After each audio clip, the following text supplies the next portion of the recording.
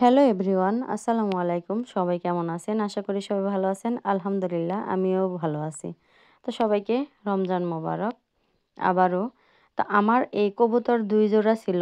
২ জোড়া কবুতরের মধ্যে ২য় জোড়া যে নিয়ে আসা হয়েছিল, সেই কবুতর নিয়ে আসার ১৫ দিন পরেই এই আলহামদুলিল্লাহ ডিম দিয়ে দিছে। আর এইটা কিন্তু এই যে এখানে যে কবুতরটা, পুরুষ কবুতরটা বসে আছে, এইটার নিচেই কিন্তু ২ টা ডিম।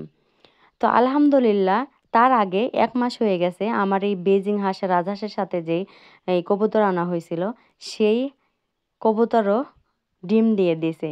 তো অনেক খুশি লাগতেছে। তো আরেকটা সুখবর হচ্ছে, এই যেই কবুতর ২ টা ডিম নিয়ে কুঁচো বসছিল, সেটার একটা বাচ্চা ফুটে গেছে।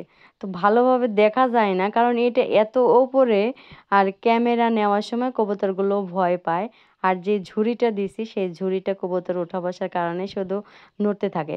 তো এই যে দেখেন, ভালোভাবে দেখলে বুঝতে পারবেন যে এই যে বাচ্চা কিন্তু সুন্দরভাবে লড়তেছে। মানে মাশাআল্লাহ, মাশাআল্লাহ, সবাই মাশাআল্লাহ বলবেন। মানে ভাবতেই পারি না যে আমার কবুতর এত তাড়াতাড়ি ডিম দিয়ে দিবে। আবার এত সুন্দর বাচ্চাও ফুটে বের হয়ে গেছে। আবার আরেক জোড়া কবুতর আবার ডিমও দেওয়া শুরু করছে। তো আলহামদুলিল্লাহ, অনেক খুশি আমার কবুতর ডিম দিয়ে দেওয়ার জন্য, আবার বাচ্চা নিয়ে ফুটে বের হওয়ার জন্য। তো আশা করা যায় যে, যে ডিমটা আছে সেটাও ছিদ্র হয়ে গেছে। গতকালকের মধ্যে সেই ডিমটাও বাচ্চা নিয়ে বের হয়ে যাবে। আর এই যেটা ডিম দিছে, মাত্র একটা ডিম, সেটা হয়তো একটা পারে না ২ টা পারে, আমার জানা নাই। তো আপনারা যারা জানেন তারা অবশ্যই জানেন। আমার কবুতর সম্পর্কে একদমই ধারণা নাই। আমি আগেও বলছি, এখনও বলি, যেহেতু আগে কখনো এগুলো পালন করা হয় নাই, এখনই নতুন পালতেছি, তো এই জন্যই। তো চিন্তা করতেছি, যেভাবে দোল খাচ্ছে মানুষের মতো, মানুষের বাচ্চার মতো যেভাবে দোলনাতে দোল খায়, আমার এই কবুতরের বাচ্চাও সেভাবে দোল খাচ্ছে। তো মাশাআল্লাহ, দেখতে এত সুন্দর লাগতেছে, ইচ্ছা করছিল যে বাচ্চাটা ধরি, কিন্তু বাচ্চা ধরলে এখনও যেহেতু একটা ডিম ফুটে বের হয় নাই, এই জন্য আর ধরা সম্ভব না। মানে অনেক ভালো লাগছিল মানে দেখে। কালকেও কবুতরকে পানি দেওয়া হয়েছে, খাবার দেওয়া হয়েছে, কালকেও বের হয় নাই। আজকে ১টার দিকে গিয়ে দেখি, পানি খাবার দিতে গিয়ে দেখি যে সুন্দর বাচ্চা নিয়ে বের হয়ে গেছে, আবার এখানে একটা ডিম দিয়ে দিছে। এরকম খুশির সংবাদ যেন আল্লাহ এই রমজান মাসে আরও দেয়। আর সকল খামারিদের জন্য আল্লাহ বরকত দান করে, সকল সকল বালা মুসিবত থেকে দূর করে।